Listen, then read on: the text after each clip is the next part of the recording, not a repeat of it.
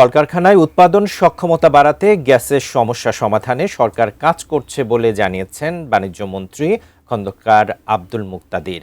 রোববার সকালে বিডা মিলনায়তনে আন্তর্জাতিক ক্ষুদ্র ও মাঝারি উদ্যোগ দিবস উপলক্ষে আয়োজিত সভায় বাণিজ্যমন্ত্রী জানান, গত 17 বছরে নামমাত্র নতুন উদ্যোক্তা তৈরি হয়েছে।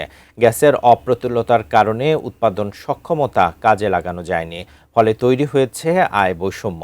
তবে বর্তমান সরকার ক্ষুদ্র ও মাঝারি শিল্প খাত সম্প্রসারণে উদ্যোগ নিয়েছে।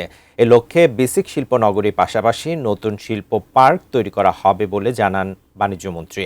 বলেন, অর্থনীতিতে এমএসএমই খাতের অবদান 34%। অর্থনীতির প্রাণ এই খাত যত বেশি গতিশীল থাকবে, তত বেশি জিডিপি প্রবৃদ্ধি হবে।